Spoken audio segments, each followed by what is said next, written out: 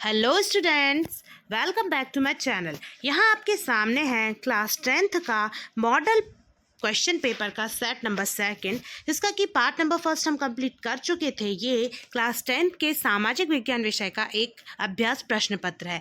तो इसका जो सेट नंबर 2 है उसमें हम सारे क्वेश्चन आंसर्स को कवर करेंगे और साथ में मैं यहाँ आपको उन सभी का फुल सॉल्यूशन देने वाली हूँ। इसका PDF आपको डिस्क्रिप्शन बॉक्स से जाके डाउनलोड कर लेना है। यदि नहीं हो रहा है डाउनलोड या कोई भी इशू होता है तो आप इसका स्क्रीनशॉट ले सकते हैं। तो चलिए हम फटाफट यहाँ वीडियो को शुरू करते हैं। और ये जो मॉडल क्वेश्चन पेपर है, ये इसमें मोस्ट इंपॉर्टेंट क्वेश्चंस को रखा गया है जो आपके पिछले सालों में आ चुके हैं, या फिर आपके जो त्रैमासिक परीक्षा का सिलेबस है उसके हिसाब से जो महत्वपूर्ण प्रश्न थे उनको इसमें ऐड किया गया है।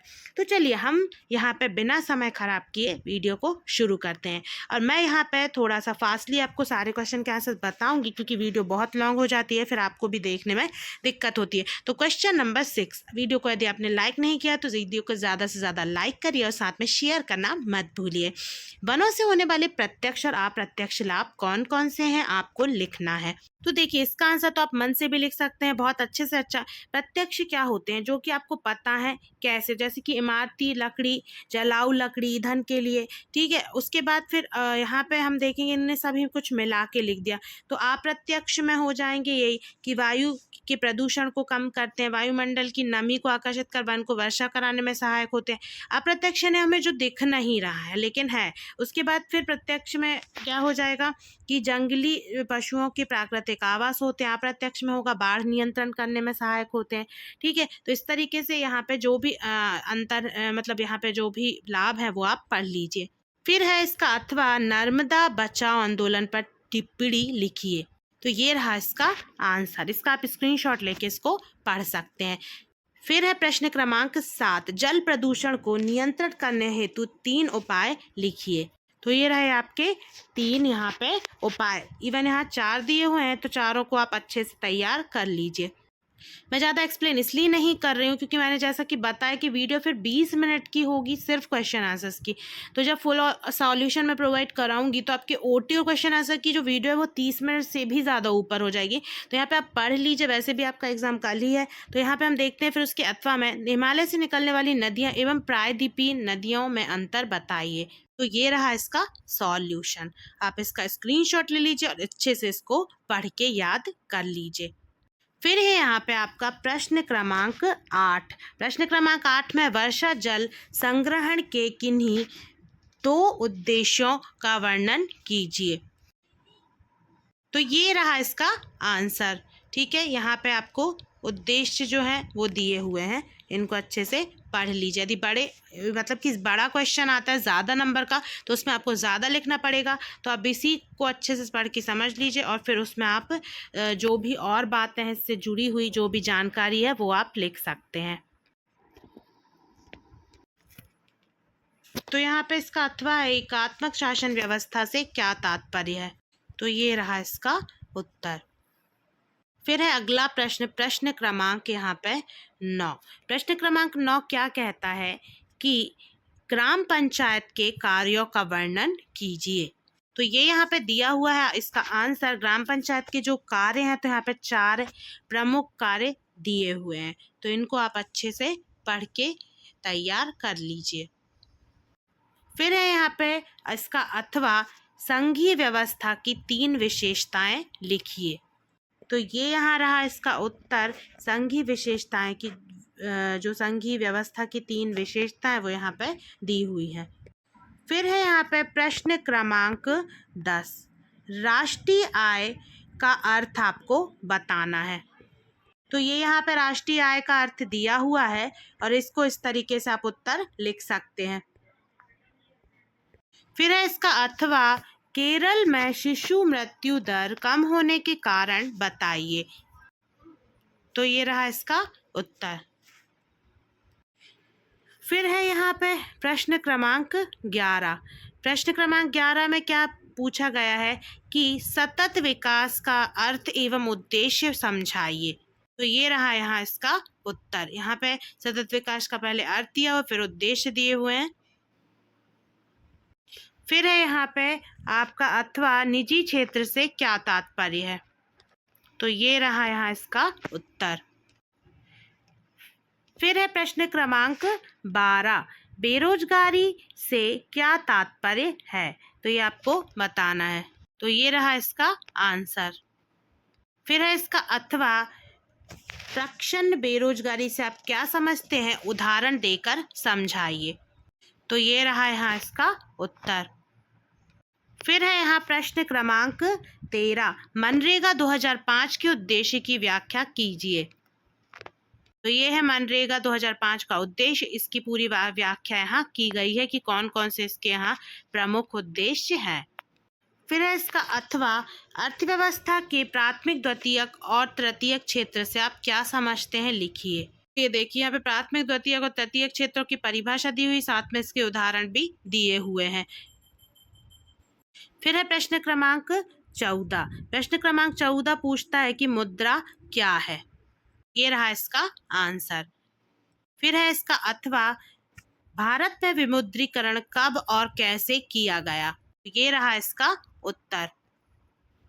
फिर है अगला प्रश्न, प्रश्न क्रमांक 15। प्रश्न क्रमांक 15 में क्या कहा गया है? भारतीय रिजर्व बैंक अन्य बैंकों की गतिविधियों पर किस तरह नजर रखता है? तो ये रहा इसका आंसर। फिर है यहाँ पे भारतीय रिजर्व बैंक के 3 कार्य लिखिए। तो ये है भारतीय रिजर्व बैंक के 3 कार्य। स्टूडेंट्स, यहाँ पे आपका जो पेपर ऑलमोस्ट आधा हो चुका है, आधे क्वेश्चंस और बचे हैं। यदि वीडियो को आपने अभी भी लाइक नहीं किया है तो लाइक जरूर कर दें। अब यहाँ पे आते हैं प्रश्न क्रमांक 16 पे। प्रश्न क्रमांक 16 है,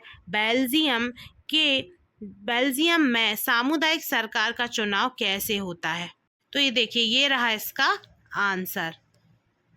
फिर है यहाँ पे नेक्स्ट क्वेश्चन, इसका अथवा, श्रीलंका में बहुसंख्यकवाद से आप क्या समझते हैं? तो ये देखिए, ये रहा इसका आंसर।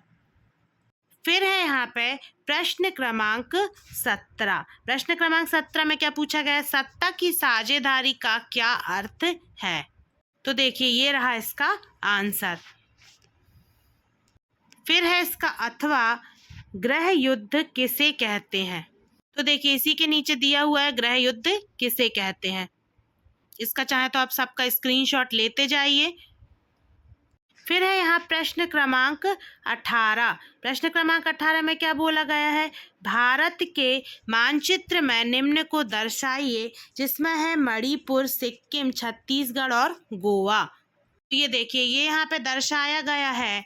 आप थोड़ा जूम, मैं इसको कर दे रही हूँ। तो यहाँ देखिए, छत्तीसगढ़ है, यहाँ ये मणिपुर है, उसके बाद सिक्किम ये है, फिर गोवा ये है। तो ये जो यहाँ पे 4 राज्य दिए हुए थे, चारों राज्य को दिखा दिया गया है। चाहे तो ऐसे जूम करके इसकी फोटो ले लीजिए। चलिए, अब देखते हैं हम नेक्स्ट क्वेश्चन क्या कहता है। भारत की भौगोलिक मानचित्र में मृदा को निम्न प्रकार को दर्शाइए। जलोढ़ मिट्टी को दर्शाना है, काली मिट्टी, लाल पीली मिट्टी, लैटेराइट मिट्टी और पर्वतीय मिट्टी। तो ये देखिए, यहाँ पे ये जो इस प्रकार का जो निशान है वो काय के हैं? संकेत मरुस्थलीय मृदा। तो आप देखेंगे कि मरुस्थलीय मृदा कहाँ है? ये इधर इस भाग में। रुकिए, मैं कलर चेंज करती हूँ ताकि आपको क्लियर हो। तो ये देखिए, ये इस भाग में ये है मरुस्थलीय मृदा। उसके बाद सेकंड क्या है? पर्वतीय मृदा। तो पर्वतीय मृदा जहाँ जहाँ दिख रही है ये सब क्या है? पर्वतीय मृदा। यहाँ भी कुछ भाग में है, ठीक है। उसके बाद लाल पीली मिट्टी, तो ये रही ऊपर के भाग में लाल पीली मिट्टी। फिर है काली मृदा। तो काली मृदा कहाँ होगी? तो ये होगी आपकी ये जो दिख रही है, ये ही इसमें ऐसे निशान बने हुए हैं। फिर है जलोढ़ मृदा। तो ये बीच का जो भाग है एकदम ब्लैक, वो क्या है? जलोढ़ मिट्टी का। फिर है लैटेराइट। तो ये जो बाकी का बचा हुआ भाग है, ये जो बाकी का बचा हुआ भाग है, ये क्या है? लैटेराइट मिट्टी, ठीक है। तो ये यहाँ पे आपको मैंने क्लियर कर दिया। थोड़ा सा जूम कर देती हूँ तो आप इसकी फोटो ले लीजिए। चलिए, अब हम आगे बढ़ते हैं। अब है प्रश्न क्रमांक 19। प्रश्न क्रमांक 19 में क्या पूछा गया? बहिष्कार से क्या तात्पर्य है? तो ये देखिए, ये रहा इसका आंसर।